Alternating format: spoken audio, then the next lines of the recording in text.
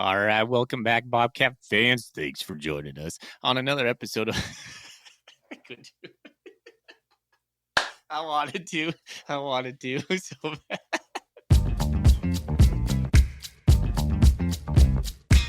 Welcome everybody to the R&R.cast, a fan-based podcast focusing on Montana State athletics. We're two dudes named Ryan from the state of Washington talking about our dear Montana State. We hope you enjoy.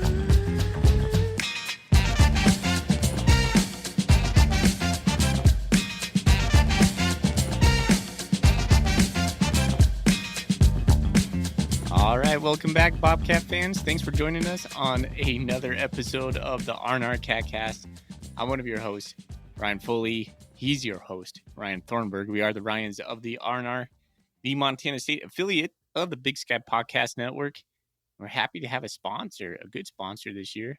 Same sponsors last year in Gear Up Sports, sponsored by Gear Up Sports, a youth sports platform focusing on solving the uniform and apparel headache for coaches. If you're a youth or high school coach, need uniforms or player packs, please contact them at www.gearupwithus.com and make sure to mention the R&R. You can check out our merch store over there as well. Thorny, we're back. Week 2. We're on the train. It's going. It's not going to stop for a long time. We're going to talk offense tonight. How are you doing, buddy? Doing well. Yeah, it's pretty funny the timing. We actually recorded last week, and it worked out perfectly. We're going to have like 2 episodes here to talk one offense, next week defense, and then all of a sudden it's New Mexico game preview week. So we are, yes, on the train, and it is going to chug along all the way to hopefully January. Oh, man, we got a busy few months coming up. Woo. Break time's over. It's almost like we did it on purpose. We just planned it out perfectly. I know we had that. We have internal clocks, I think. We've done this so long. It's like, all right, let's start doing it now. Oh, look, that worked out perfectly. We just stumbling into excellence. Yeah. Oh, man, like all this week, too, I had text messages and a couple messages online from listeners just saying, hey, it's good to hear you guys again. And it just reminded me of this football season. And it was kind of like that for me last week when we recorded. I was like, man, it finally felt like football season once we got putting an episode out. So thanks to all you for listening, and always fills our buckets when we get those nice messages like that. All right, today I think let's just do a rundown. We'll get into it because we got a lot. We're gonna run down the FCS top 25 that came out today. We're gonna talk something that Thorny and I were just punting back and forth. We're gonna talk about fan lethargy. I know Thorny thinks I say that weird. I'm pretty sure it's lethargy. But now my whole world is thrown into, am I been wrong my whole life? Please tell us how you pronounce that word. I'm pretty sure it's not lethargy. That sounds like a disease. Well, it could be in the fan base because you don't want to get it. And we're going to talk about how does Montana State not succumb to basically fan apathy. What's going on with programs that were big at one point and then continue to win, and all of a sudden they start seeing winning interest. And we'll cite some examples. We'll talk about that because we've noticed it a little bit in us, believe it or not. Mm-hmm. And so we'll talk about that. But today's major thing is going to be the offense. Next week will be the defense, and then we'll go into our Golden Coolie questions. And specifically, I'm going to couch any defensive Golden Coolie questions. I know you, Roger Fisher, sent a good one in, but I'm not going to talk about that one until next week. We'll keep it all offense today. Sounds good, man. Can't wait to actually start talking a little bit of personnel, a little bit of philosophy, a little bit of what we're expecting to see and hopeful for. Yeah, Bobcat football last week was Big Sky heavy. That's true. Now it's Bobcat time. All right, but first, let's talk about what's in our Golden Coolie. What's in your Golden Coolie? It still makes me laugh. It's still weird hearing my voice do that stupid, old-timey voice. I have Bitterroot Brewing Sawtooth Ridge Golden Ale. The Last Brew, 1998. Bitterroot Brewing. Is that the brown? It's got it's a gold can. Oh, it's a gold nail. Oh, okay. It's got a little half sawed off Log. Log. There you go. It's a log. Half of it's a mountain, half of it's the log. The rings inside of a log, whatever those are called. They have a special name, I'm pretty sure. Tree rings. Are they just Which tree those? rings? It sounds way Yeah. more lame than I was thinking. All right. Hey, Bitterroot Brewing, one of my favorite breweries in Montana. Shout out to those guys. They make a stellar IPA. I know you wouldn't know that, but I mean the can, everything about it. And they make what's in the green can that they have? It's not the prickly pear. Let's not go down that route again. But they also have. It's been a while since I've seen it, but I used to get it quite often. Single hop, I think it's called. Couldn't tell you. Yeah. Anyways, Sorry. feel bad. All right. Nice. By the way, never mind. We'll talk about that a little bit later. I was gonna ask you. You played the intro on that the beer segment, and I was like, "Are we missing something there?" It feels like you say something normally, but Yep. There's we haven't secured a sponsor for that. Yeah. Okay. So if anyone's interested, okay. Oh, all right. Okay. I got something my wife brought back. So, Thorny, little backstory. Holy cow, dude! I've been single parent for 5 nights in a row, the most I've ever had to single parent. Glad to say, no one died, no major fights, a lot of good things. With the Foley boys were hunkering down. My wife went over to Oregon, Brookings, Oregon, to see her sister. She brought back. It's called Kiwanda Pelican Brewing. Are you familiar with Pelican Brewing? I know Pelican. Oregon Coast. Yeah, like Tillamook. This is a crisp, clean, amazing, is what they say. Ale, 5.4 fluid ounces, and yeah, they just basically say it's like tastes like the beach. I don't know. Does it? It's good. It's good. Yeah, it's crisp. It's refreshing. It's gonna be gone pretty quick. It's pretty hot over here, so down the gullet. That's right. You don't have central air, do you? I do. Okay. I do. Well, then what do you It's complain still about hot. the heat? Okay. You just It's keep still it nice and hot. Yeah. Keep those bills down. Yeah. All right, man. All right. So that's in our Golden Coolies. All right. Sponsored now that by. we've said that, we're lubricated. Let's get into it. All right. Well, I think the first thing we're going to do is talk top 25. Came out today. FCS stats, the real one, not the fake one, not the Craig Haley one. Let me click into it. Sorry, Craig, if you're listening, but not really. All right. You're just saying it's not his personal poll. It's his compilation poll that he puts together. I mean, it's still Craig Haley. Oh, is it? Yeah, he runs that whole business, pretty sure. No. Well. Anyway. I'll take it back then. All right. South Dakota State's number 1. Number 2, North Dakota State. Number 3, Montana. And number 4, Montana State. Hey, we got a first place vote. Yeah, I saw that. That was crazy. Who do you think did that? Brent Vigen. South Dakota is number 5, Villanova. Number 6, Idaho, the Vandals. Number 7, Sac State. Number 8. Number 9 is Chattanooga. And your top 10 is Southern Illinois. I do believe there's a couple more in there. UC Davis comes in at 18. Weber State, 22. And look, we talked about last week, North Dakota, number 24. Yeah, they are top Eastern 25. Washington I didn't think they would votes. be, but yeah, they're right there. Yeah. So how many Big Sky schools is that? It's like half the conference. Probably 5, I think. Man, what is the FCS coming down to?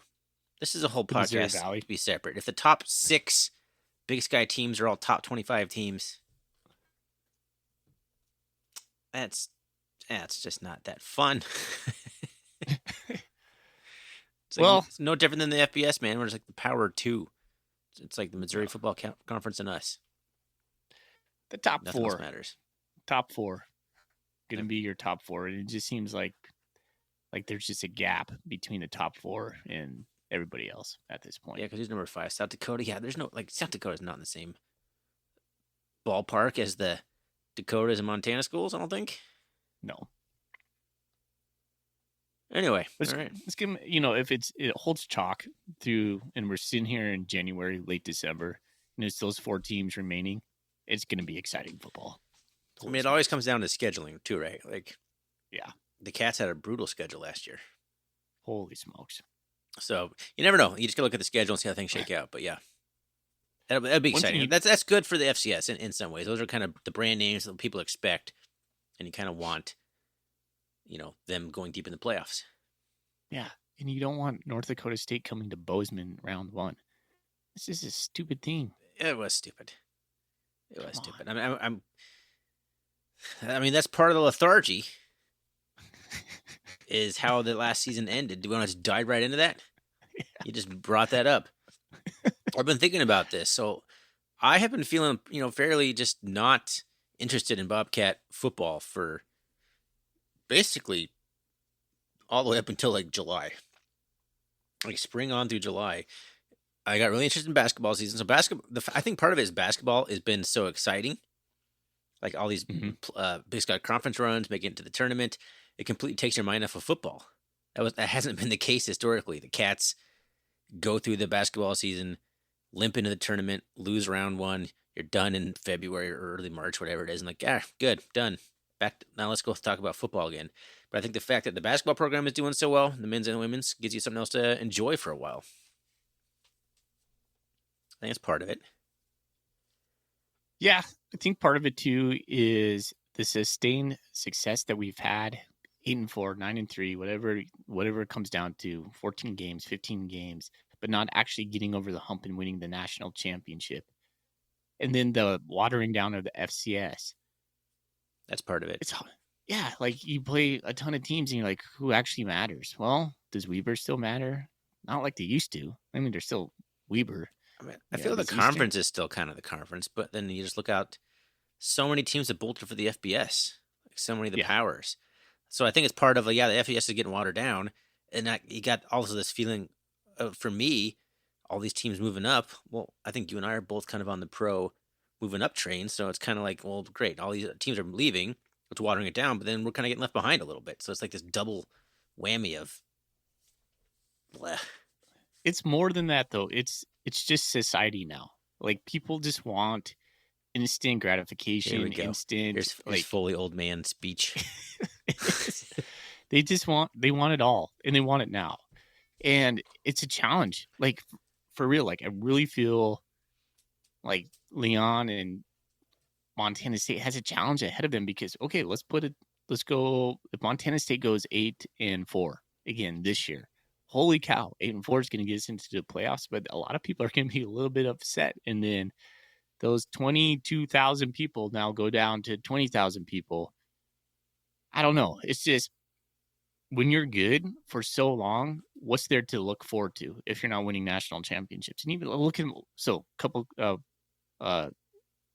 couple programs that come to mind.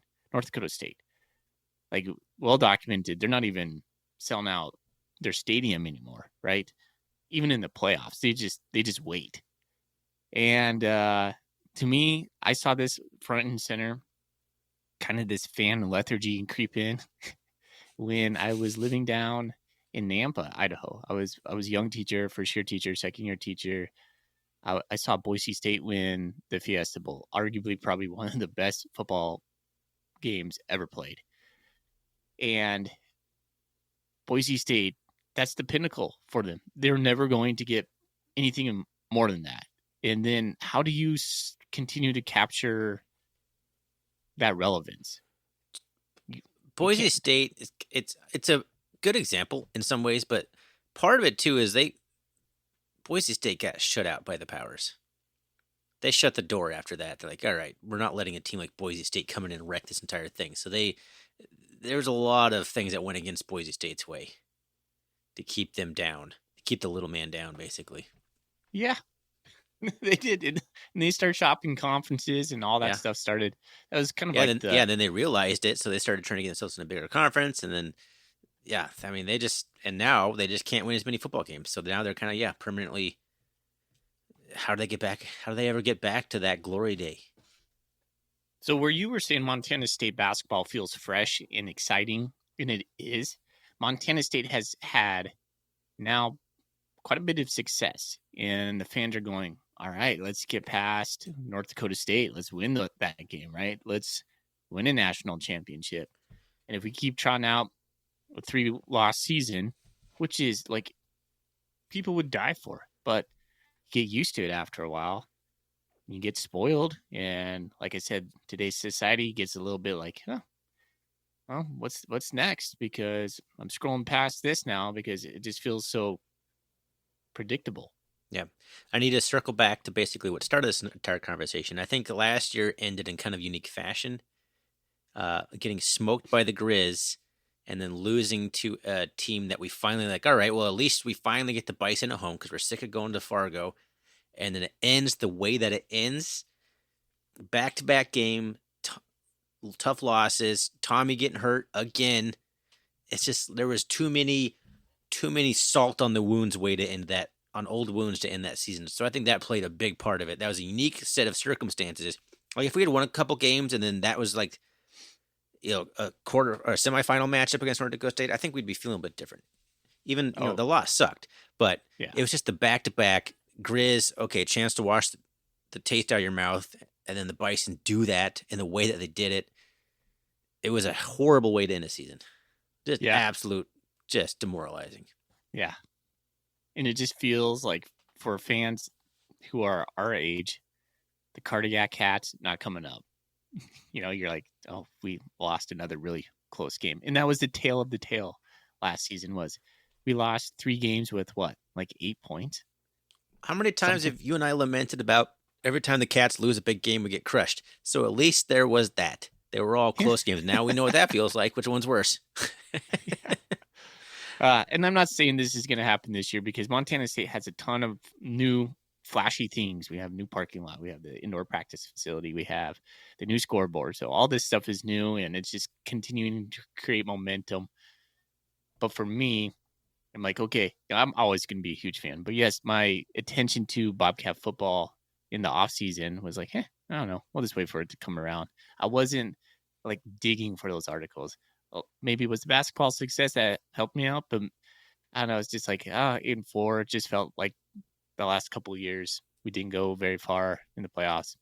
Oh well. So, I mean, well, Idaho all the State single gets game 8-4. They're just on the moon, right? So Yeah. we're just battling that. That's all we're talking about. That's true. But I did see that I think every single game, home game, single game tickets are sold out already.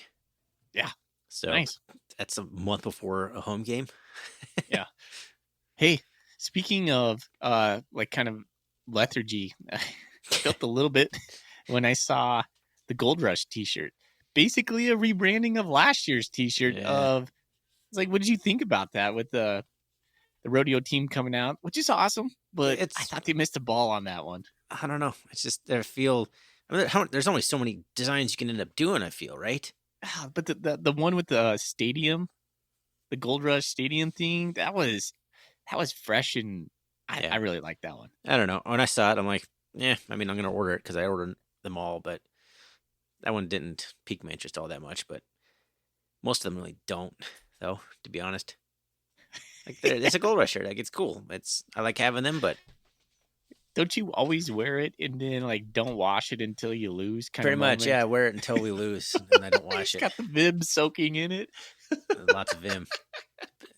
But I'll probably wear it for the first game. So if we lose to New Mexico, it'll be washed real quick. Well, you can't do that. You gotta wait. You gotta wait 2 games before we even wear that Gold Rush shirt. I'm trying to think. Like, do I typically just wear it off the bat?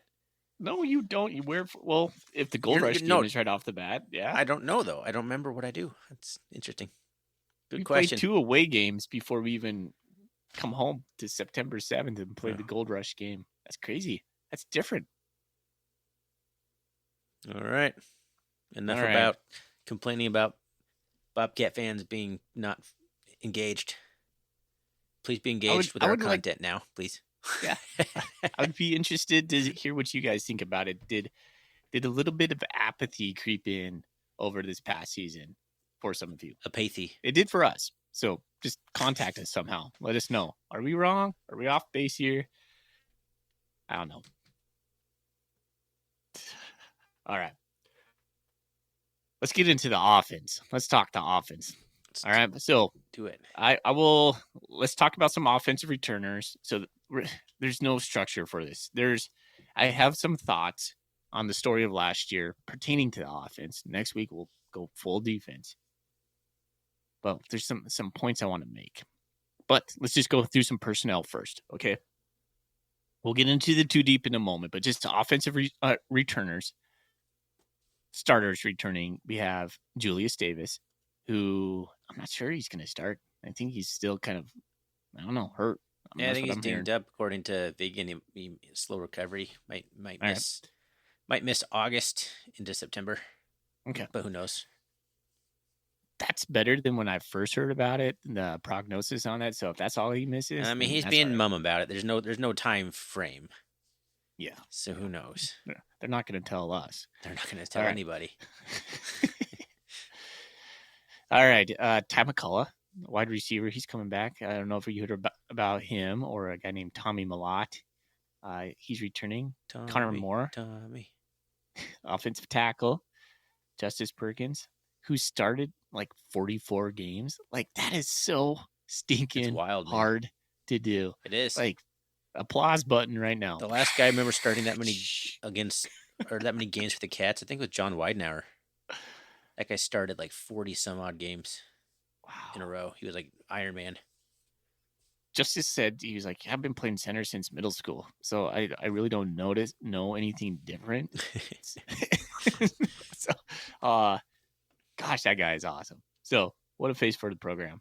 JT Reed, offensive guard. Cole Sane, coming back for a graduate year. Gosh, hey, Cole, if you're listening, stay healthy, brother. We're rooting for you.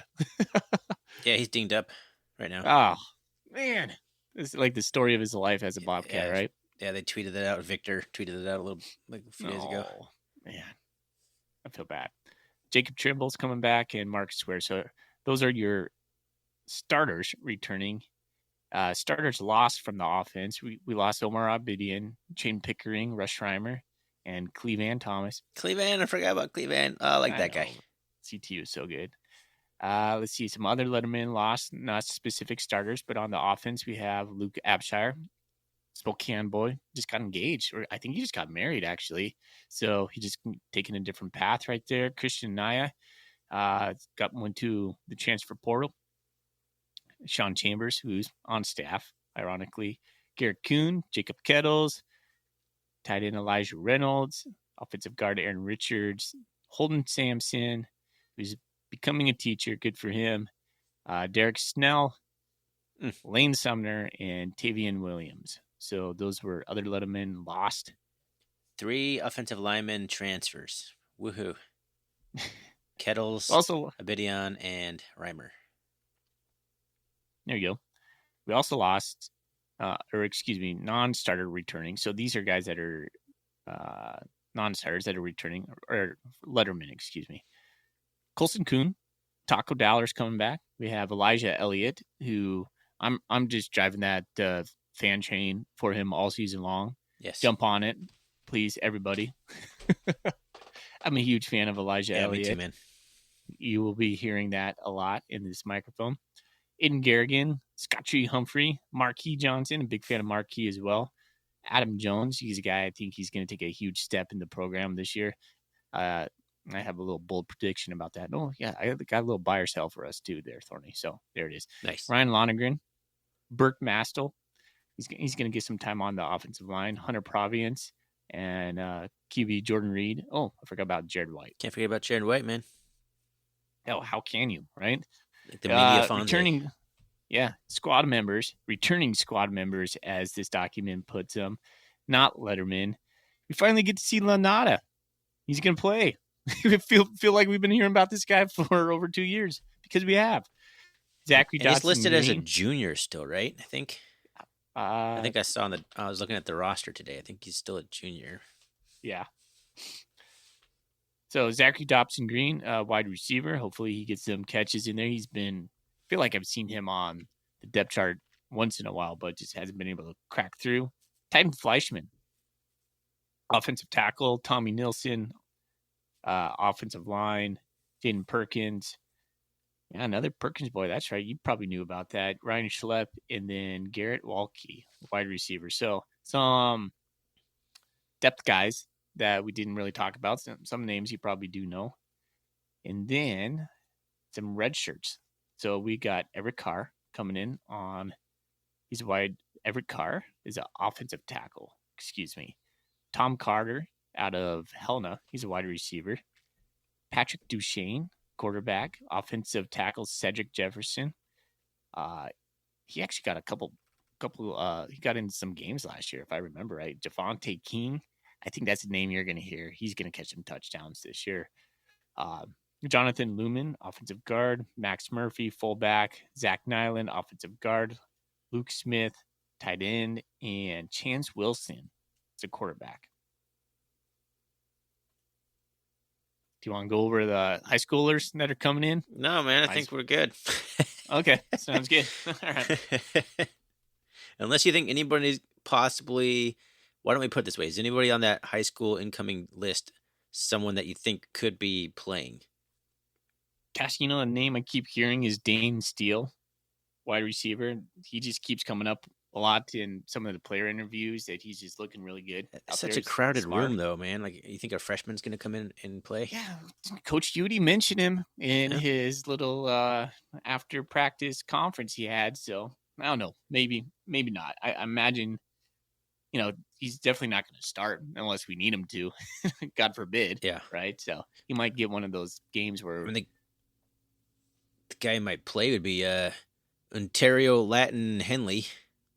Ooh, yeah. Just because we can't seem to keep a running back room healthy, and we like to play like 5 running backs. So if anything, just get down to the attrition.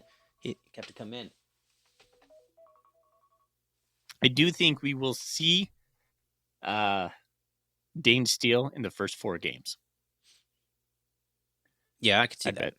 I'd bet that. But, we got some guys that we haven't even seen or heard from. Like, we got 2 kings. 2 wide receiver kings, which is just funny. It's funny stuff. Oh, I forgot to mention the transfers coming in. Oh, yeah, that's an important one. Yeah, do the transfers. So offensive lineman Samora Ezekiel. I imagine he's going to have some playing time. Rohan Jones, who was named in the first, he hasn't played a snap for the Montana State Bobcats. First team all preseason already. Tight end or fullback. Basically fullback. Ryan King, he just had an interview today for 06. And Dylan Rollins, name a lot of Montana folks know, offensive line. So some big names in that incoming list right there. Yeah, Ryan King, by the way of Georgia Tech, then ECU, East Carolina, and then find his way to Montana State. 6'4", 216-pound junior. I was just looking at this guy's stuff real quick. He was like a top 75 wide receiver recruit coming out of high school. He had like offers to pretty much everybody: Texas, Kentucky, Georgia Tech, Arkansas. Like, he had some big time offers. So we'll see. You never know the guy who sticks around and comes down to the FCS. Sometimes those kinds of guys can really pan out, and sometimes they just kind of, they just never amount to much. It's kind of a crapshoot. But you take a guy like that with those kind of assumed athleticism and abilities, you take them every day if they want to become a Bobcat. And I think Montana State has enough culture where they just don't have to play a guy because of his pedigree. If he doesn't buy into the system, he doesn't buy into being a Bobcat, then you're not playing. Then you get beat out by Dane Steele. Yeah, exactly. Cool thing about Ryan King, he talked a little bit about his Georgia Tech experience. He said he got mentored by Calvin Johnson. Calvin Johnson, I forgot, played for Georgia Tech. Megatron, right? Was he a coach there, Calvin Johnson? No. Well, how was he mentored? He's done anything besides going to the Hall of Fame after he. Well, how was he mentored by him as a kid? He's like I said, Calvin Johnson is an alumni of Georgia Tech, so probably he's hanging around campus. Oh, just reached out. Okay. Similar body size, big dudes. Yeah. He said he had like a 40 or 48 inch vertical. I'm gonna screw that one up. And he says he runs 4.4, like all receivers do. Yeah, every receiver's gonna say that.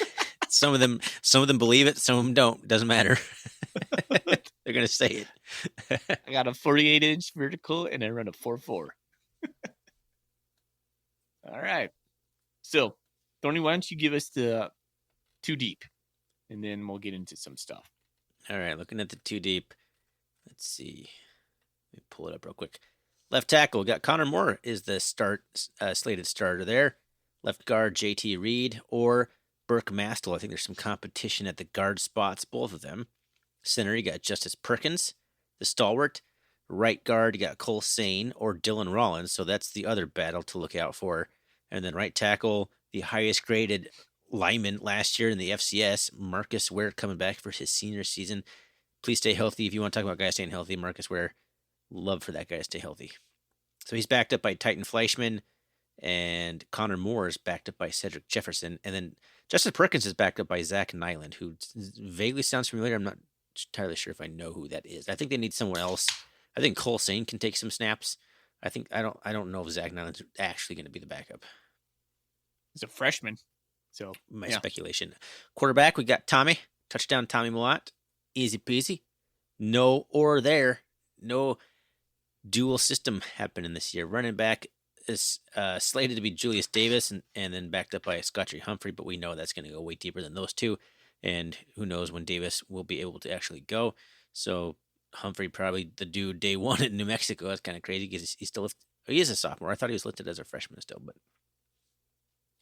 X receiver Lanyata Alexander Jr. backed up by Javonte King. H receiver we got Taco Dowler and Jacob Trimble, who really had a pretty solid freshman campaign last year in the place of an Ender Taco Dowler. Had some ups and downs, but I think he's got a real big upside. So those two guys I think are really solid H receivers. I'm happy with either one of those guys starting. Z receiver Ty McCullough and backed up by Aiden Garrigan. Tight end, you got Ryan Lonergan looking for a breakout season, and Hunter Provience. And fullback Rohan Jones. The all preseason all conference Rohan Jones, backed up by Max Murphy, who I believe is a Billings kid. Just going off of my memory here, but there you go.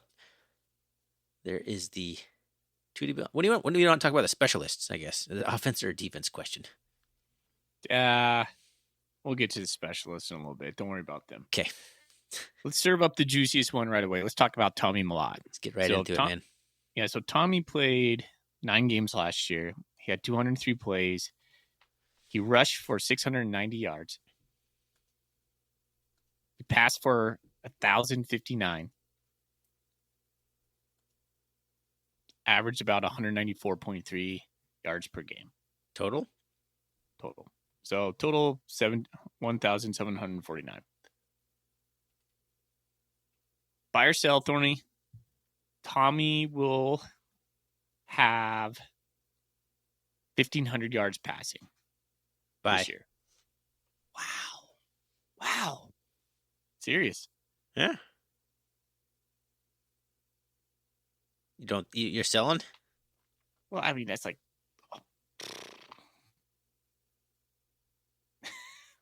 I mean, he had almost 1,109 games. Assuming he stays healthy, yeah, he'll get 1,500 because he's not splitting reps anymore. Oh, so that's the thing. Yeah. So if you add Tommy and Sean last year, they're at 1,900 yards between the two of them.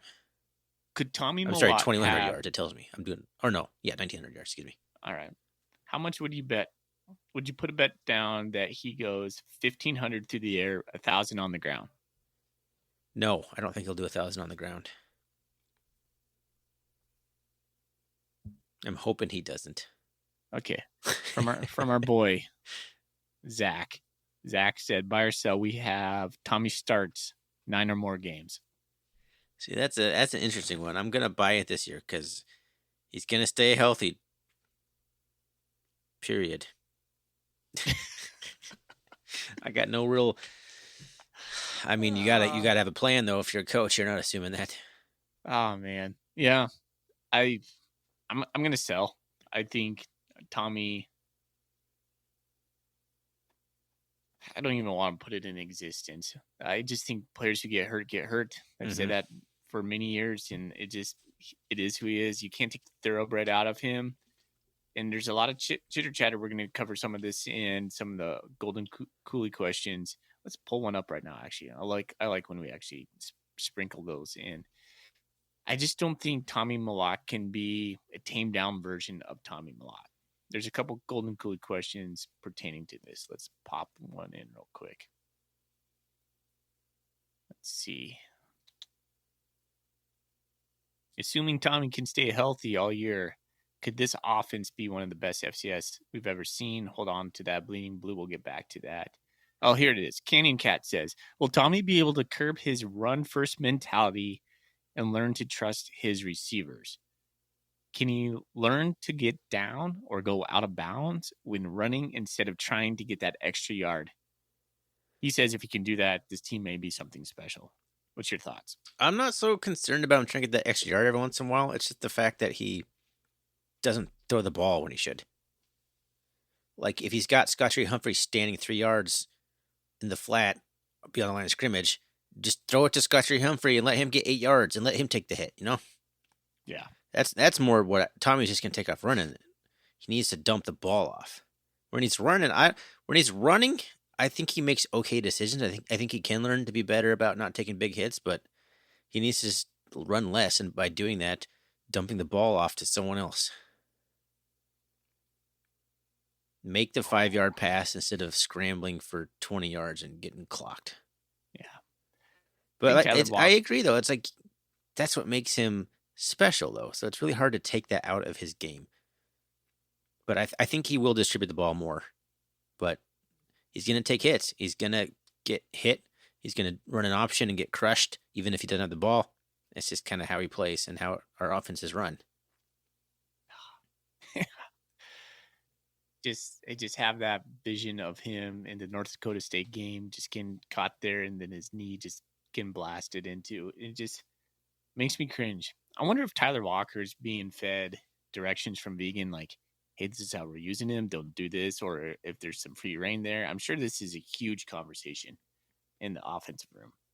Absolutely, yeah. It's kind of what I was talking about.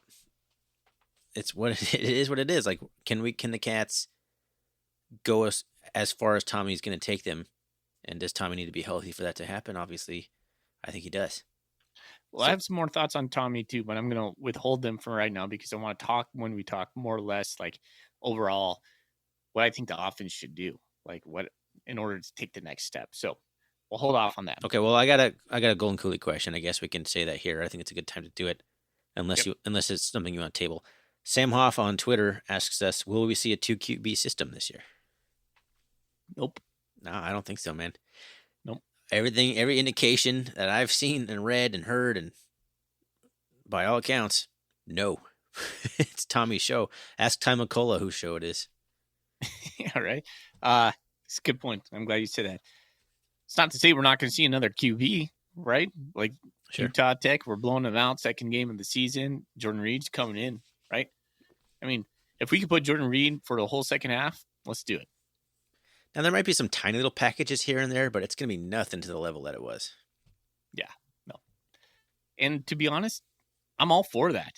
I was never I was just like, let Tommy cook, let Sean cook.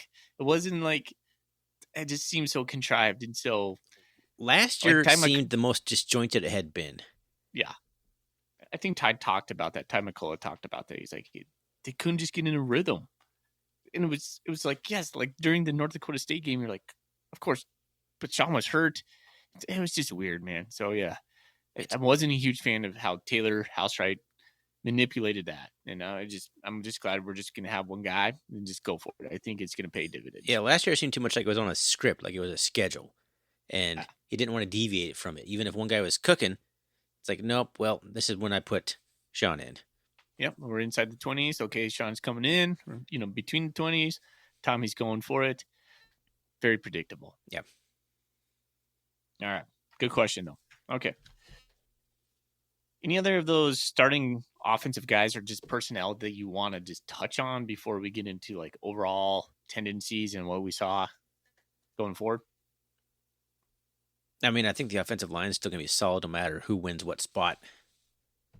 It's crazy to think that the Cats had 3 stud guys transfer out. Yeah. But here we are. I was thinking about that today on my run. I was like, Rushheimer. Not really thinking about that guy anymore. Omar Abidion. Really not thinking about that guy anymore. I was so good excited luck in for Baylor. Omar, good luck though, at Cal. Be an up-and-comer guy, though. Who? I was just so excited for Omar to be an up and coming just stud. Yeah. But that's the thing, though. Montana State just rolls out offensive linemen. And now we can absorb that, which is crazy because we absorbed other FBS transfers before that. Yeah. They just keep coming. Like, we still got Titan Fleischman on the roster backing up Marcus Ware. I think that guy's going to be a stud. He's just a sophomore, 296, 6'4". He could be starting, and I'd be okay with that. Yep. Dylan Rollins, man. It's crazy. The Cats are just still flush. Dylan Rollins is going to have that old man strength, too. A little bit of that. Yep. And if you don't know, it's because he went on a mission for his religion. So that's why Weber State always looks like just an NFL team when we play him. Doesn't make them great football players, but they all look big. All right. Anybody else? Because I'm about to get kind of hot takey here, and I think it's going to be kind of fun. Well, I'm not sure. Like, how in depth are we going here? Are you just going to start riffing in generalities after this? Oh yeah. Or is this my chance to really kind talk of Wild personnel? West offensive? It's going? Yeah. I mean, if you want to talk some more players, we can go down some more players. I know you like doing that, so I'm giving you free reign to cherry pick some guys that you want to talk about. All right. Well, somebody asked who the breakout is going to be in the wide receiver room. Johnny Longman on Twitter. Who is going to be the breakout wide receiver? Dowler, McCullough, Alexander, King, Steele, Garrigan. It's a great question. There's a lot of choices here, man. Can you pick Ty McCullough, or did he already kind of have a breakout, or can he break out even more? I don't feel like I picked Taco Dowler last week. Can Taco have a breakout? He's already kind of a known commodity. Gosh, man, I felt bad for that kid. I saw an interview with him just recently, and he was still just getting eaten up by the pass that went off his face at Idaho. The one that if you would have caught. How did it get brought up in an interview? He brought it up. He's like, yeah, if I would have caught that, we would have won that game. But, I don't want to talk about that a lot now. Right now. That's a bummer. Like, if a guy's talking about that in a random interview, like, that's clearly still kind of eating him. Those are things that kind of can wreck you, man. He's got to get his head right after that. Coach Udy talked about that. He's like, man, I wish Taco would move on. But, something that about that is that's what drives him. It's what makes him great. So right, well, if he's using it for positive motivation, then sure. And then keep harping on it. If it's going to drive you to be better, keep it in the mind. Yeah. I think it's going to be Lonnie Alexander, man. I have high hopes for him, and I don't know why. It's kind of how every Bobcat fan kind of fixates on one guy for whatever various reasons. Like, this is going to be the guy, and sometimes it works and sometimes it doesn't. But for some reason, I just think Alexander in our system is going to be a dude. I know he's going to produce big numbers, but not the way we play football. But I think he's going to be a key player. He's got the size. He's got some speed, athleticism. I think he's going to be a big blocking wide receiver, and I think he's going to go up and get some jump balls, which we need. So X receiver is not the slot receiver, right? No, I think that's the H. Gosh, look at us being idiots. I think they had him Alexander at slot last year in the preseason. Yeah. Mm-hmm. But judging of the two guys they have at X, I think it's an outside receiver because they got Javonte King backing him up at 6'4", 208. So they got two guys 6'3" and 6'4". So it can't be the slot. Or can it? Google, what is the X receiver? Come on, Montana State. Can you just put it as slot? That would help us out here. Yeah, we should know that. We really should. Is this a Bill Lamberty thing? Come on, Bill. Probably not. But I mean, I don't even think it matters where he's going to play. I have high hopes for him. Cole's going to just streak downfield and get some open touchdowns. Yeah, he's the threat that's going to take off the top. Mm-hmm. Gosh, big body, Lanata. We have another big body in Javonte King. We have another big body in the Ryan kid coming over. Yeah, so tell us a little about Ryan King. Did you listen to his interview today, or you just saw there was one? No, I listened to it. Well, seemed like a nice kid. You could tell he's bounced around. So when I was watching it, my thoughts were like, okay, here's a kid who started at what was it, like? It was like what was he like the 74th like receiver coming out of Yeah, it's like the nation or 73, I something? think, something like that. Yep. Anyways, so it's a top prospect, goes to Georgia Tech, goes to Eastern Carolina, now comes to Montana State. I don't know about you, Ryan. When you start seeing that bounce, you kind of I paint them a little bit. Get a little judgy. I'm like, oh, what's wrong with you? Like, what are you looking for? Why can't you work this out? So comes over. He's like, you could tell he's from the South. Man, look at the mountains. All the got to hike to him. It was crazy. All the people are so nice. It's so slow out here compared to the big city. I just nice Southern kid. That's all I really got from him. But talked about his speed. He talked about how high he can jump. And talked about playing or getting coached up from Megatron. That was all exciting. But yeah, I don't know. I haven't seen him move. When you see a person move, then you get it. Like the first time I saw Ty McCullough move, I was like, oh, that's different. That's like Taco Dollar kind of smoothness. What's he look like when he moves? I haven't seen it. One of the most striking occurrences of that for me is when I was in school. I used to be able to go to the practices once in a while. I remember seeing Michael Jefferson for the first time, and I was like, "Who the hell is that? Yeah. Why is this guy here? This guy looks ridiculous." Yeah. And then he went on to like have like one of the best single seasons in Bobcat entire history because he's a 1 year guy back when that was still you could come for 1 year. Had an insane year and had a cup of tea in the NFL. That guy was a dude, man. But yeah, just looking at that guy, sometimes you just see a guy, I'm like, okay, I get why he was a top 100 prospect or whatever. Like Michael Jefferson, I think was a 4-star recruit.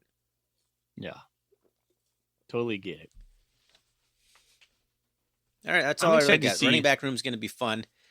I don't know. Let me scroll through the Twitter golden cool. Oh, this is a good question. We'll ask this in a little bit. Just remind me about it. See if there's any more personnel type questions. I think that about does it. Okay. That's all I really got. I think we covered the bases on everything. I think running back room, I assume we'll talk a little bit more here in a little bit when we talk philosophy and stuff. But man, deep room. Excited to talk about the running game in general. Okay. All right. Well, let's talk about Ryan Foley's hot takes on what happened last season. So, since you document today, this was released from Montana State during the kickoff.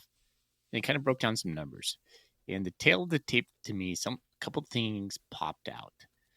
For Montana State to take the next steps, this is what we're going to start talking about. So, my big thing going into next year is time possession.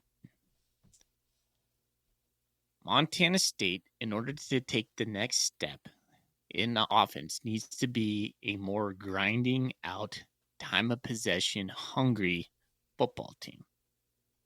So here's the stats. I'm just going to go down by game.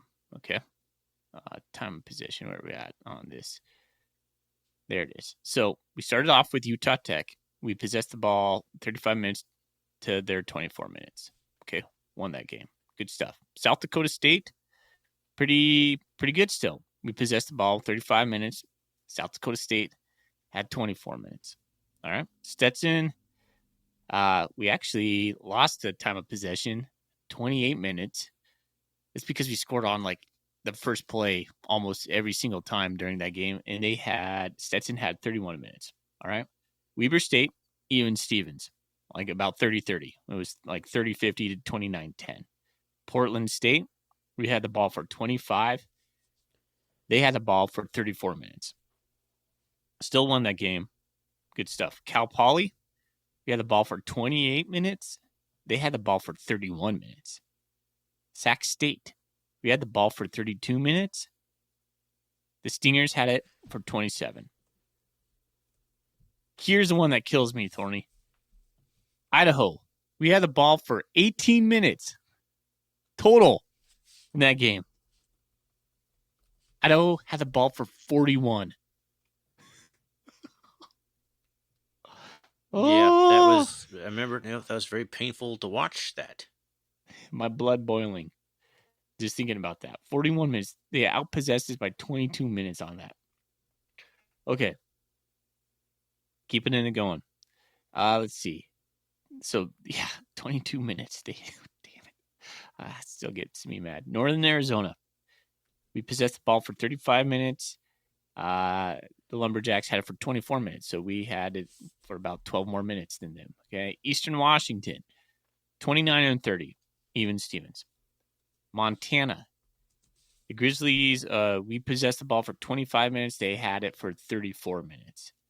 And for North Dakota State, we had it for 30 minutes. And then so 30-29. So kind of even Steven. So what I'm trying to get at is we didn't have a great defense last year that we relied upon. And the losses that we had, the teams outpossessed us, except for North Dakota State, which was at the very end. But you look at Idaho, you look at the Grizzlies, and the times where we struggled, we couldn't get off the field.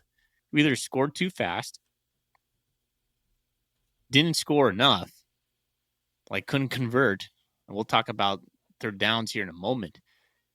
But I think Montana State could be that take a little. I just want to see some. I think Jeff Joe did this a little bit better, where we would have those long, sustaining 8-10 play drives that just chewed up clock. Just I don't know. I just think Montana State could possess the ball more, and it's going to help them out. It's going to help the defense out at least. So you want yards per play to go down, explosiveness to go down. Yes. So we had a Golden Coolie question. What will our points per game be? And what were we? 39.9 last year. So you're probably going to say we're going to be less. I mean, I wouldn't mind that, but I think our defense is going to be better this year too. So if we had last year's defense, I just think our offense scored too fast at times. No, we did have trouble sustaining drives, and that I can't argue with. I do think time of possession is an overrated stat in college football. All right. Well, thanks. That's my first point. Look at the top 20 time of possession teams in the FCS. I pulled it up while you were talking. There's like nobody in there that was the only good team in there. There's North Dakota State and Idaho. And then I guess there's Albany. But it's just a bunch of teams like Merrimack and Southern Utah and Davidson and Cornell and Butler, Nichols. Portland State's number 17. Montana's not up there? Montana's 25th. South Dakota State with 22nd. Really? So, I mean, honestly, they're not bad.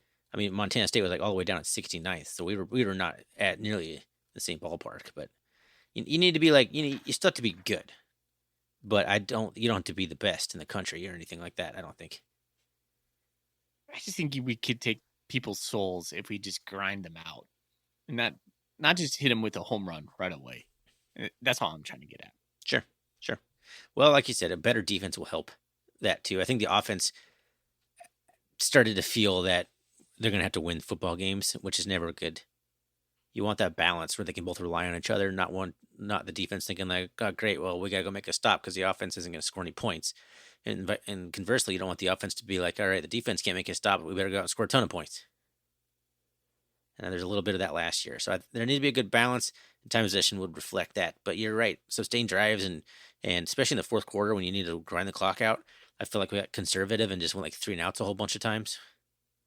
Yeah. So and I think that's part of it's like that's what they're talking about Tommy. Like, make that 6-yard pass instead of chucking a fade ball 40 yards down the field to a guy that's not Lance McCutcheon. Yeah. I'm glad you mentioned that because that was my thing I was going to say about Tommy's. Like, the next step for him is just take what's there. No, I'd rather have that's what they're harping on. A 2nd and 6 than a 2nd and 9, right? That's all they're talking about. It's all vegans talking about. It's like, make him plain, make him ordinary. Okay. All right. So I'm going to put these two together, third down percentage and fourth down percentage. Third downs, we were 54 out of 122. So we converted on third down 44% of the time. And to be honest, I don't know what past years were like, but 44% on third down seems kind of low. Where it gets a little bit sketchy is when we start talking fourth down. Now, if you're going for it on fourth down with specifically our offensive line, we went for it for 15 times on fourth down last year. We only succeeded 8 of those 15 tries. 53%. That has to go up in order for us to do the next step. If you're going for it on fourth down and you're only getting half of those, that's terrible. Absolutely terrible. With our O-line, unexcusable in my book. We did have some really weird struggles with that. That was interesting. Really weird. So I'm looking at third down conversions. This one I think is definitely more applicable. You're looking at the number one third down conversion in the entire FCS, South Dakota State. Mm-hmm. Number 2, Holy Cross. Number 3, North Dakota State. Number 6, Sacramento State. Do they give percentages? South Dakota State was 53%. Okay. Their third down conversion, which is just bonkers.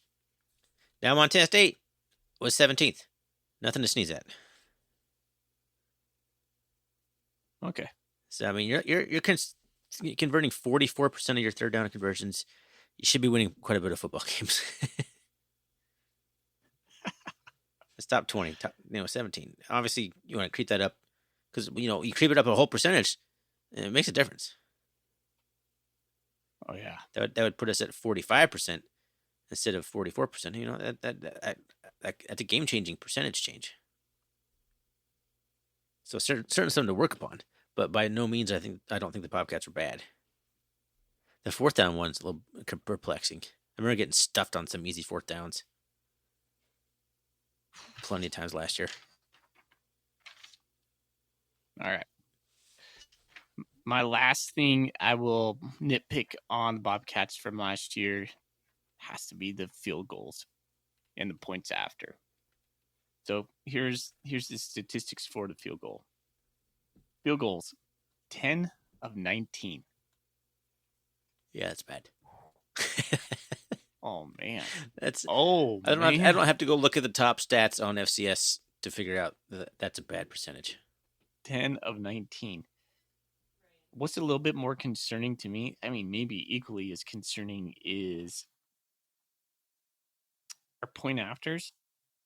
We went 57 for 63. We were only 90% on our point afters. Well, this is going to be a bit jarring. We were recording last night. We were interrupted and had to cancel recording. Something came up, so we're bringing it back in. Apologies. This is going to be a very awkward transition, but not much else we can do about it. So, Foley, what were we talking about? We were talking about the kicking game, I believe. Yeah, we're talking about the woes in the kicking game. Points after hitting about 90%, and our field goal makes about 51, 52%. Now we're looking at points after 90% is not good enough. Field goal percentage needs to go up. So that's for Montana State to get over the proverbial hump. We need them to shore up those areas. No, it's clear that a kicking game, you don't ever want to have to come down to a game where it's close enough that a kick is going to win or lose it. But you need to have the ability to do it if it happens. And we did not have it last year. Big step forward needed there. You know what's interesting about the kicking game, though? We started 6 for 6 on the year. It seemed good. And when was it? When did the wheels fall off? Was it Idaho? No, so we missed 2 of them on Weber State. So we went 66. We went South Dakota State. We hit 3 of them, and Stetson we hit 3 of them as well. And then Weber State we missed from 33 and 39. Makeable. So then we come back to Portland State. We hit a 21. That's the only one we took. Cal Poly we hit a 44-yarder, which was awesome. That's the only one. Was that Hall? Still I at that assume point? so, because I don't feel like Kotzman came around until a little bit later. Yeah. Because I think Hall went all the way through Idaho. Yeah, that's what happened. Sac State. So here's where it kind of started going off the rails. Sac State, we missed a 33-45. The next week at Idaho, we missed a 48-43. So we missed 4 field goals in a row. Over a 2-game stretch. Yeah. Yeesh. And then Northern Arizona, we hit a 42-yarder. That's right. Kotzman comes in and then becomes a fan favorite. Eastern Washington, we hit a 35-yarder. Those are the only 2 field goals we attempt on those 2 games. Montana, we miss a 42-yarder. And then North Dakota State, we miss a 33 and a 49. So, just can't happen again. You're not going to be a national championship caliber team if your kicking game is struggling that mightily. no, the consistency was all over the board. Yeah. So as soon as you start feeling good, we start missing it. And then it's a head case at that point too. Now it's mental. Now they're missing because they both have legs. They both have the ability to do it. Then it became a thing. They got the yips. Yeah, exactly. It's The like shanks. baseball or golf. Good point. Is there anything else you want to talk about personnel-wise? There's obviously one big thing left to talk about, the offense. Have we talked enough about Tommy Olott? Have we talked enough about the running back group? It's hard to remember because we're coming back to this a day later. So, what have we already talked about? Yeah, and we're going to cover some of the stuff in the in the Golden Coolie question. So I'm just going to say, sure, because I know we're going to talk about a couple other things, but we'll get into the big thing that you're going to talk about. Well, the big thing, obviously, Tyler Walker, new offensive coordinator. Taylor Housewright gone, took a job at Akron, and then didn't get the job at Akron. And I'm not entirely sure where Taylor Housewright is at the moment. Did he he's a position coach somewhere, right? I think he's an offensive analyst in Georgia Southern is what comes to my brain. Yeah, something like that. But yeah, just an interesting, Georgia Southern senior analyst. There he is, Google. So we don't need to get into Housewright, why he left. I think we covered that. And if we haven't, I don't really feel like covering it. But we're going to talk about Tyler Walker. What a quick rise for him. He comes to Montana State in 2021 as the director of recruiting. And then he becomes the tight ends fullbacks coach from 22 to 23. And now he's the offense coordinator and also the quarterbacks coach because, what was it, Chucky Keaton they brought in? Yeah. And who bolted immediately to the NFL. Yeah. Did he even do any camp or anything? Did he coach a single second? Couple weeks at most. So Tyler Walker's also got the quarterback room, so he's mentoring Tommy for his senior season. It's going to be an interesting season. I think it's going to look largely the same from everything that I've heard. Obviously, the big thing is that there's no Sean Chambers, but I think the philosophy is going to be pretty similar. Yeah. Tough to tell. We talked to him in the spring. He's a good guy. He's all about getting the playmakers the ball. Do we pass more? That's what I want to see. Is it the run heavy offense that we've been doing? And if so, is that okay? Or do we have more balance? Yeah, I mean, it's going to be very interesting to see how he plays it out. But I think we're going to run the ball, rely on running the ball. And I think, how much can you really control a guy like Tommy Olott? They're obviously wanting him to be the less explosive, crazy version of himself, right? That they keep talking about him wanting to be normal. Can you coach that? Can you coach that out of a guy? You could say, Tommy, go down there and, take the easy pass for 5 yards, and then Tommy's going to run the opposite way and throw a 50-yard bomb down the field. I mean, is that something you can really control? I don't know. With the emergence of our wide receiver core, some big-time playmakers coming back and some new guys coming on, how can you not get those guys the ball? So the question is we have such a deep running back room. The wide receivers are stacked, tight ends, all of it. How do you start spreading touches? And how do you get guys in grooves? If you're Jared White, how many touches are you getting? If you're Scotty Humphrey, how many touches are you getting? 5. I know. Scotty maybe more. Enough. Jared White, 5. Yeah, I don't think that's enough. Because some guys get better throughout the game, right? But you'll never know that. Running back, yeah, some guys definitely get better into a groove. I don't think it's as crucial because there's not the rapport quite required as there is for a quarterback wide receiver combo. So I really think switching Chambers and Malott was really messing up the chemistry, like Ty McCullough said it. But yeah, this is a very this seemingly is an on paper extremely talented group of wide receivers for the Bobcats. Mm-hmm. And having one quarterback throwing the ball around, maybe he's not the best throwing quarterback in the league, but he has the ability. I'm really hoping that it comes together for Tommy and Tyler Walker and the receiving core to become a legitimate passing team. Not rely on the pass, like it's not our bread and butter, but 200 yards a game from Tommy. Wouldn't that be the narrative? Halfway through the season, 3/4 through the season, that Montana State's a balanced team. Tommy Mellott racking up the yards in the passing game. But yeah, I think you mentioned last week, 200 yards through the air, 150 on the ground, something like that would be like you perfect stat for. You had said something about what was it, 1,800 yards a game or 1,500 yards or for the season? He passed for like 177 or something last year. That's 1,059. Yeah. Rushed for 690. Well, congratulations, Tyler Walker. I'm excited to see what he can do. I think the offense is going to look largely the same, minus the obvious difference of one quarterback system. Interesting. Hey, just looking at the stats, you can't peek. So Tommy played in 9 games. Sean Chambers played in 12. Who has more passing yards? Oh man, I should know this. So Chambers only had like 800 something yards. Oh, there you go. So I remember it from looking at it yesterday. I'm not peeking, but I just remembered it from peeking yesterday. Played in 3 more games, but had more. Tommy had more passing yards. It's because Chambers just comes in and runs the ball up the gut. Yeah, but in my mind, I also remember Chambers as being a more prolific passer. Well, yeah, because he came in through those nice, beautiful bombs, but he only threw like 4 passes a game, or less. It's how you remember him, right? Mm-hmm. All right.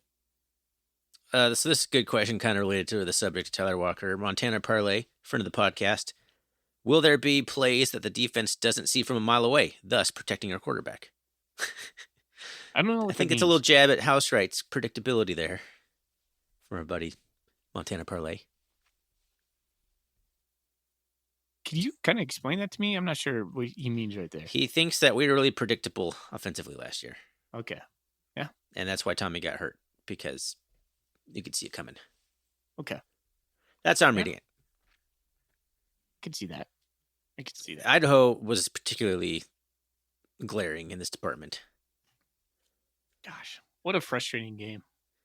That's one of the painful games to watch ever, and we still could have won that game. It's such a painful game to watch. 18 yards or 18 minutes of time possession. Idaho just dinking and dunking all over the field, like 6 yards, 7 yards, 5 yards, 6 yards, like 3rd and 4, and they get 5 yards. It was like nonstop. That's the most death by 1,000 paper cuts games I've ever seen in my life. So during that game, we were 5 for 10 on 3rd down.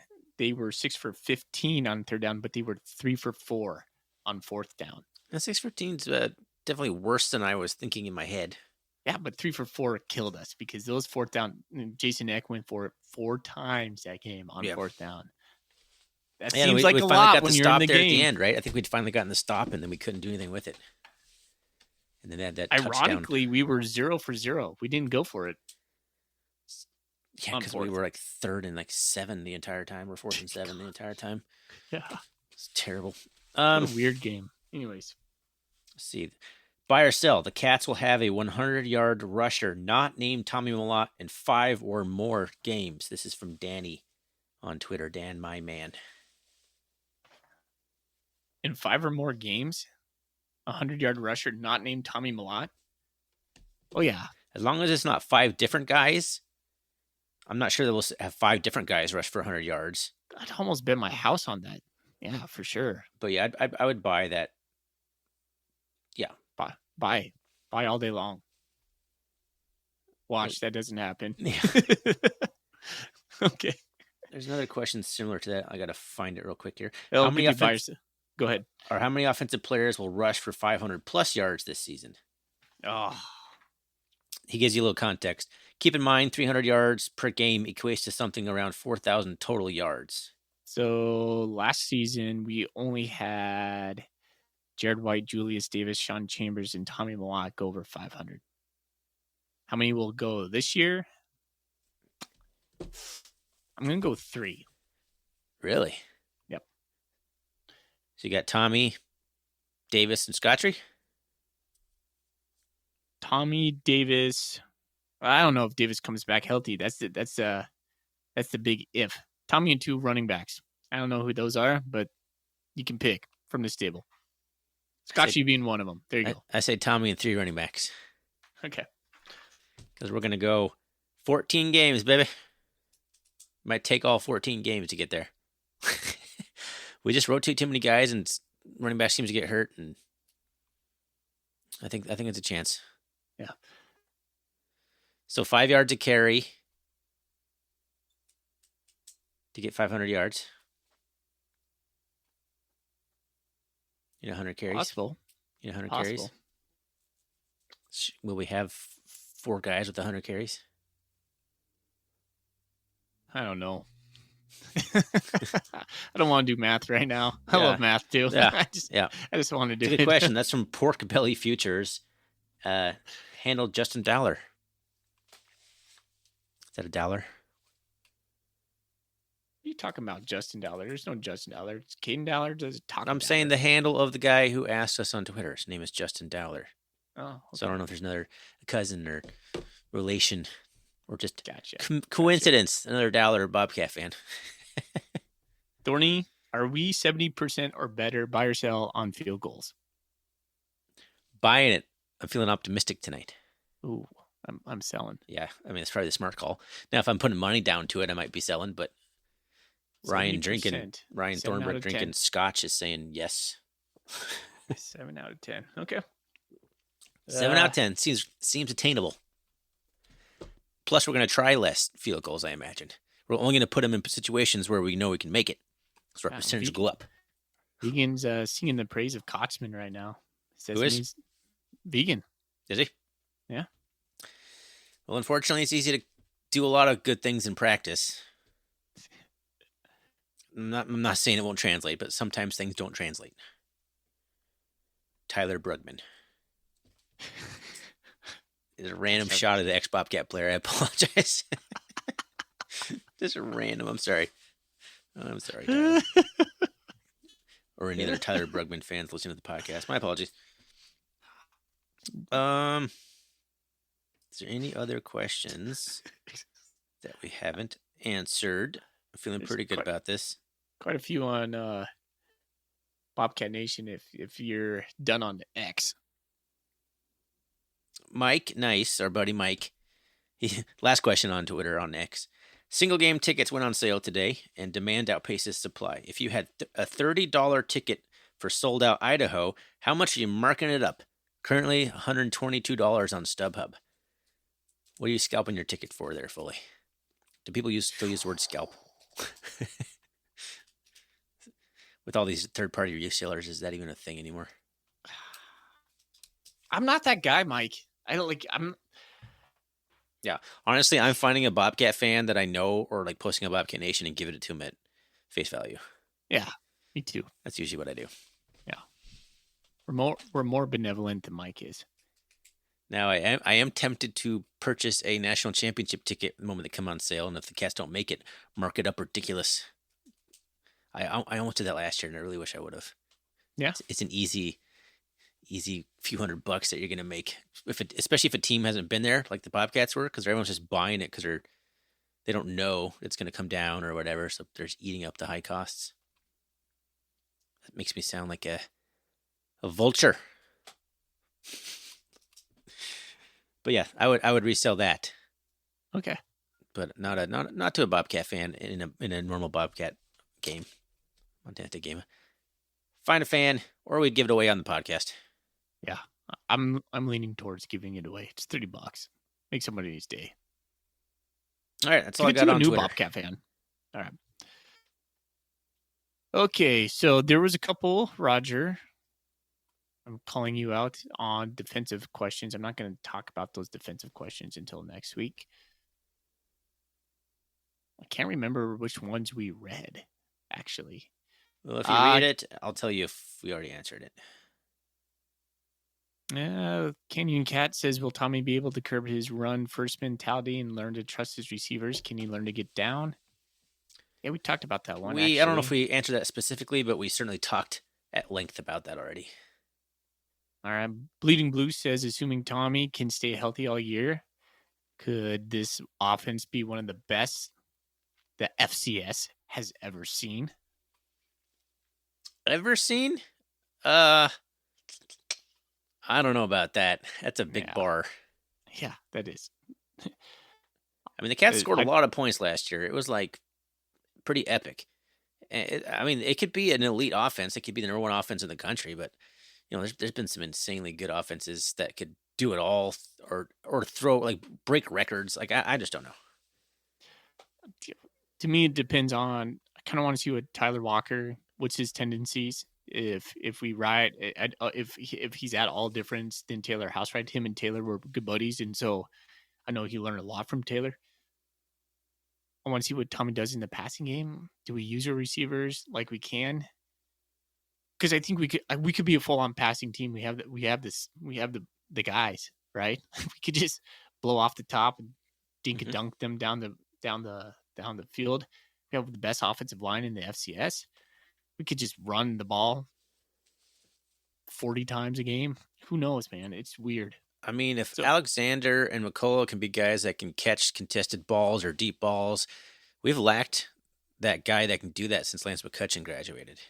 Yeah. And it wasn't working. We kept trying the same route, the same throw, and it just never worked. It didn't work ever. We just kept doing it, though. Yeah. Part of that's on Tommy, and part of it's on the talent. The wide receiver just couldn't get it done. But I'm hoping that this, you got Javonte King, you got the Ryan King. There's got to be someone in that group of 4 guys that we just talked about that can really catch these balls. I think part of it was on Taylor Housewright too.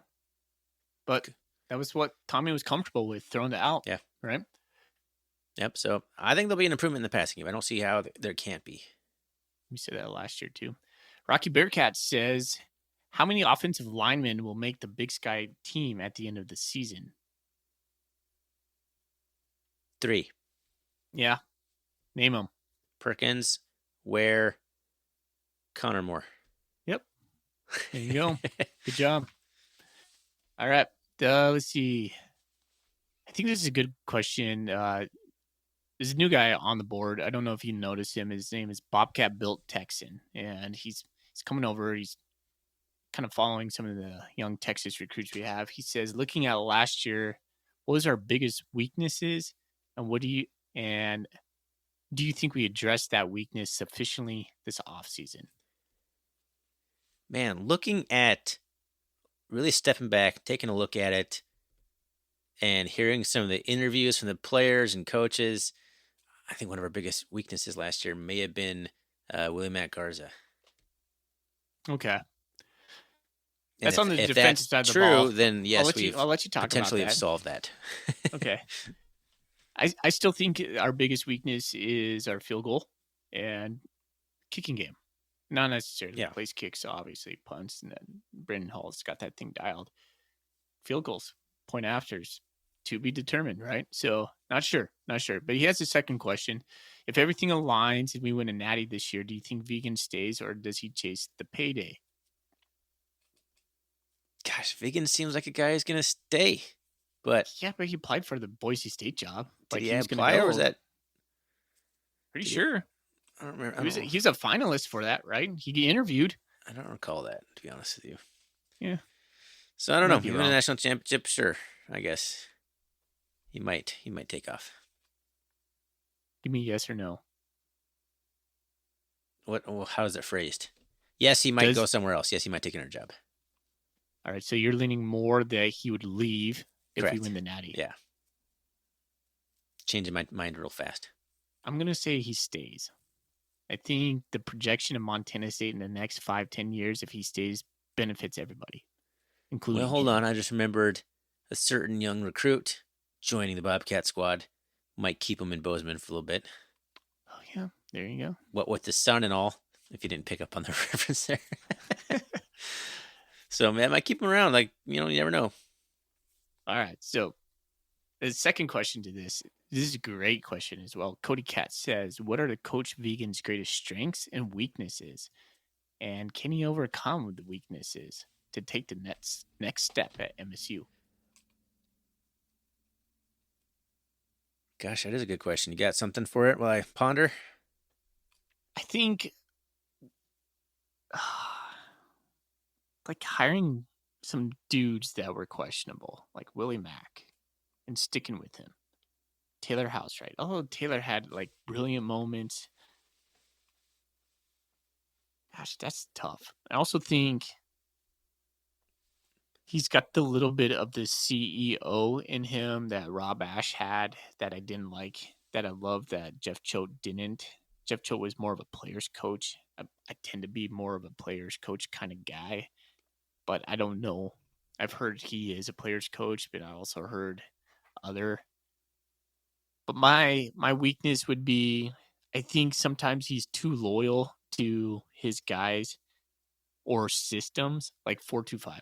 Let's say the 4-2-5 wasn't doing it for us. Could we be flexible to do something else? Could we not play the nickel and have 3 linebackers? So you're thinking that if Bobby Daly came up to Coach Vigan like, hey, we don't got the personnel for this. This isn't what I want to run. Could we do like a 4-3? You think Vigan would be like, nah, 4-2-5, baby? Mm-hmm. So I think he's too stubborn in some cases, both with his personnel and his systems. I don't know. That's a hard one. Vegans, I kind of agree with the hiring of guys that were maybe not great hires, but you don't know that until it kind of doesn't pan out or whatever. But maybe sticking around, like House Wright may have had some character flaws that could have been addressed in a harsher manner, or maybe part of it is just his secrecy on how he handled some things during his tenure. Maybe that's part of it too, like how he handled things. You just don't really know. Yeah, I mean, I would like him to be a little bit more fiery on like the sidelines and stuff, but he's not like. I think he's certainly more fiery than Ash, though. 100%. But he's coming after Choate, so it's a weird thing to analyze. But I think he does a good job of getting guys in there that are kind of fiery. He's made some hires of position coaches and stuff that kind of do that for him. In the past couple of years, I have seen his kind of demeanor kind of come down. But I do remember a critique from him. I think it was from Brooks Nuanez. He said, when the going gets tough, you don't see him on the sideline. He kind of like hides a little bit. And I've never noticed this.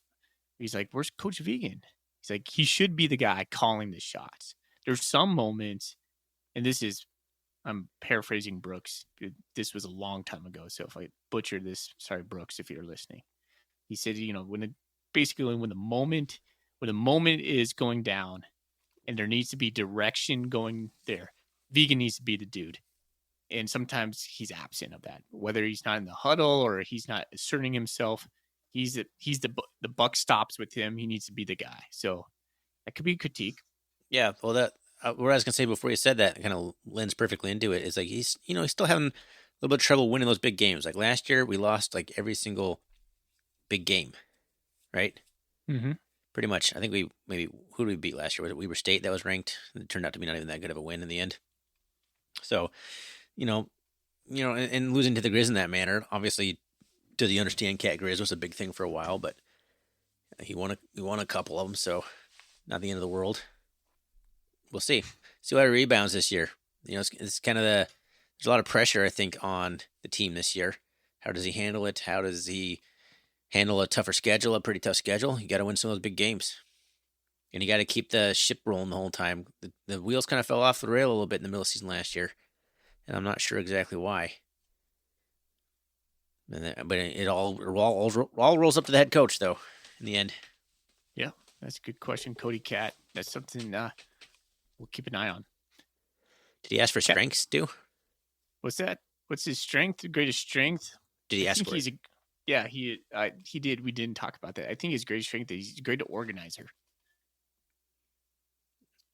I agree with that. I think he's a great mind for football. I really do. I think he's especially offensively.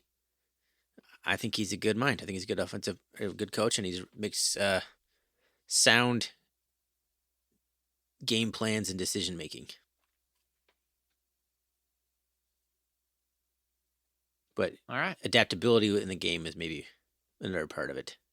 Yeah, And honestly, you just get better at that throughout your coaching tenure. Yeah.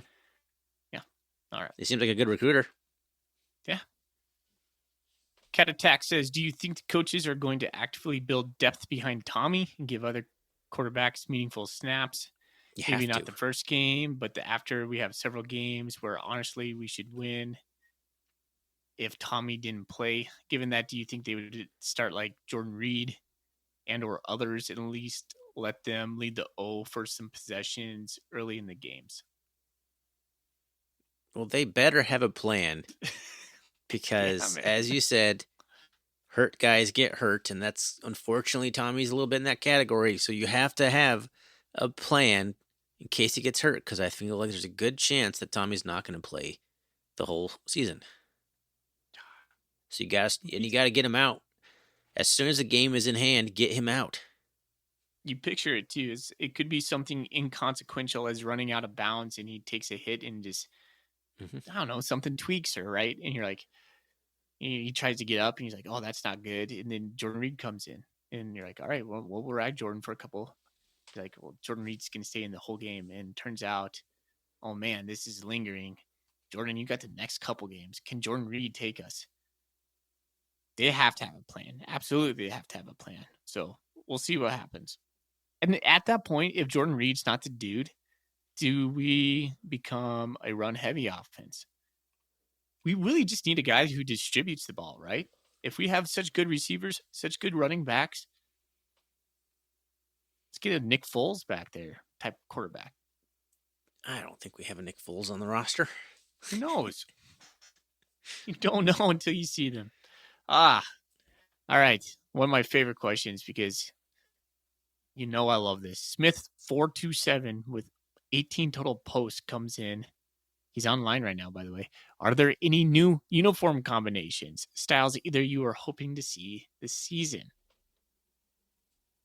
You know, I've kind of just not cared as much over the years on that stuff. I like it when I see it, but I don't sit there and think about it. I don't like have wishes. I mean, I always loved the throwback Gold Rush 1984 things, but beyond that, just keep it modern, keep it clean. Nothing too crazy.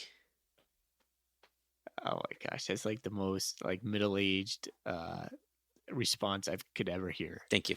Yeah. 1984 throwbacks, nothing special. Don't doctor them up. Bring them back just as they were. Yes, correct.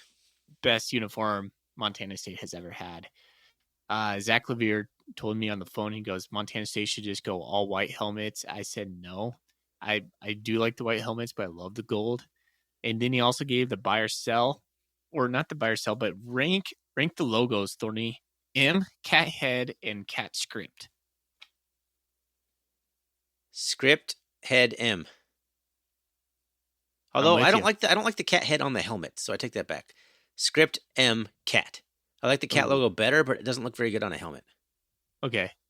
It did. The best time it did was when they ran the American flag on the military. Appreciate that thing. I have that logo. Yeah, I have that sticker. It's amazing. Bring that back every year. Yeah, the nostalgic script though. Love it. So outside of Montana State doing just the throwbacks, which we've been calling for since they did it with Dakota Prukop. Yeah. Like 2014 or something. No one listens to us on this. Please bring it back. I want to see some sort of metallic face mask. You don't have to have full chrome lids. I'm not, I don't need like full on Oregon, like chromed out lids. But the chrome face mask, I think that looks pretty sharp. Like a blue chrome face mask would look really cool. Blue chrome face mask could look pretty sweet. Yeah. Depending on what goes on with the rest of the uniform, though. Can't just be too obvious. Can't stick out too much. Yeah, it would just be subtle, but it'd be flashy. I think that'd look pretty cool. Now, I do love the all white getup. White helmets, white everything.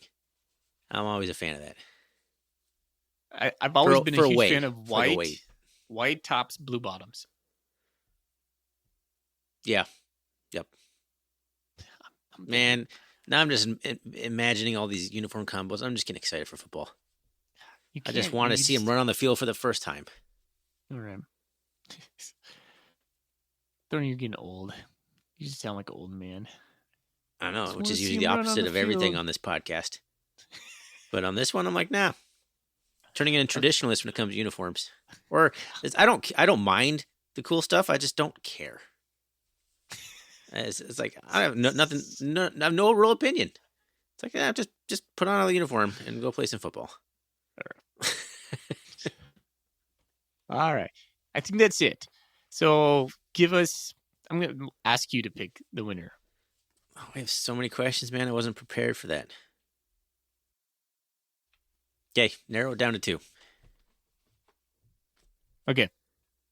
Cody Cat with the uniforms or Bobcat built Texan with his.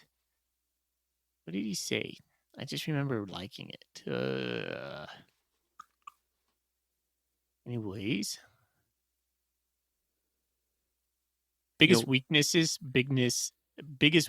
last year. Or no. It's terrible. I mean, that was the hardest question to answer, so in some ways it was a good question. It required us to really think about it. Okay. Let's go. I don't know. You get to pick. All right, the vegan one. Whoever asked about vegan. All right. That would be Coach Vegan's greatest strengths and weaknesses. That's Cody Cat. That was a good one. Woo! All right, Cody Cat. There we did it. Okay. And this episode feels like a slog. Yeah. 2 days of this. 2 days. Oh, man. Bed. Energy's dipping here at the end, I think. Is there anything else we want to talk about? No. We'll talk defense next week. Defense next week. Yeah. Go ahead and send us some Golden Coolie questions for the defense. I'm sure we have some that we'll parse out that were submitted this week and the last couple weeks that we're kind of shelving until we talk about the defense. Okay. Well, thanks again to Gear Up Sports for being our awesome sponsor for the next upcoming athletic year. We appreciate that. Thanks, everyone, for listening in, tuning in as always. You can always find us on rrcatcast.com. Shoot us an email at rrcatcast@gmail.com. Feel free to send the Golden Coolie questions through email. If you don't have Twitter or if you're not on Bobcat Nation, there is an option. You can just shoot us an email. You can find us on Twitter, rrcatcast. You can find us on Bobcat Nation. I'm Celtic Cat. He's Common Cat. Fully, man. Let's get out of here. Go Cats. Go Cats. Go Cats.